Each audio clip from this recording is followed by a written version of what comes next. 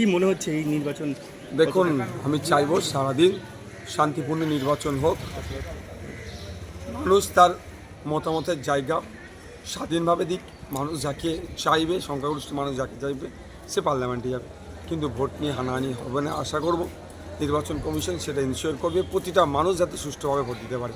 আমি আসলাম, সুষ্ঠুভাবে ভোট দিলাম, আমার ভোট অবশ্যই খামচিহ্নের পক্ষে গিয়েছে।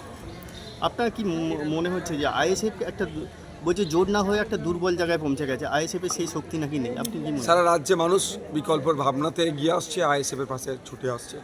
যেখানেই যাচ্ছি আমরা সেখানকার মানুষ স্বতঃস্ফূর্তভাবে আইএসএফের ছায়াতলে আসছে। আইএসএফ তার লক্ষ্য উদ্দেশ্য নিয়ে সঠিকভাবে এগিয়ে যাচ্ছে। হ্যাঁ, যাওয়ার পথে যদি কেউ আইএসএফের সাথে হাত মিলাতে চায়, বিজেপি তৃণমূলকে পরাস্ত করার জন্য তাদের সাথে আমি হাত মিলাতে প্রস্তুত আছি, কিন্তু আত্মসম্মান বিকিয়ে দিয়ে নয়, আত্মসম্মান বজায় রেখে যে কোনো জোটে আমরা যেতে রাজি আছি বিজেপি তৃণমূলকে হারাতে। বর্তমানে এই রাজ্যের আপনার ইলেকশন চলছে, এখানে কেউ হাত বাড়ায়নি, আমরা একা আর মতো আমরা লড়াই করে যাচ্ছি বিজেপি তৃণমূলকে কোণঠাসা করার জন্য। কর্মী সমাজদের কি বার্তা দেবেন? দেখুন, নতুন করে বার্তা দেওয়ার নয়, বার্তা দেওয়াই আছে যে বুথে দাঁড়িয়ে গণতন্ত্রকে রক্ষার লড়াইটা লড়ে যেতে হবে। কোনো রকমভাবে ভোট লুটেরাদেরকে বুথে প্রশ্রয় দেওয়া যাবে না, ভোট লুট করতে দেওয়া যাবে না, বুথে এসে অরাজকতা করতে দেওয়া যাবে না। মানুষ তার মতামতটা প্রদান করবে, এর ব্যবস্থাটাও যেমন ইসিআই করবে, তার সাথে সাথে সজাগ ভূমিকা পালন করবে আইসি।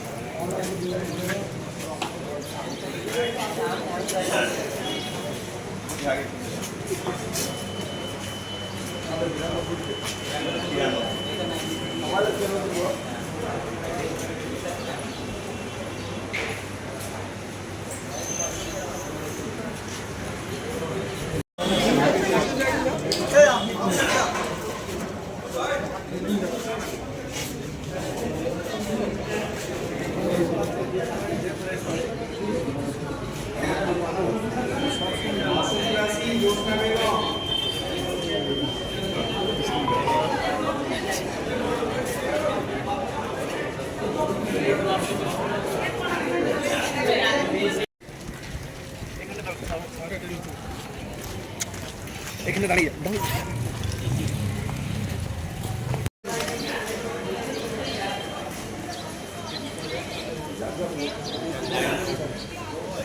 এটা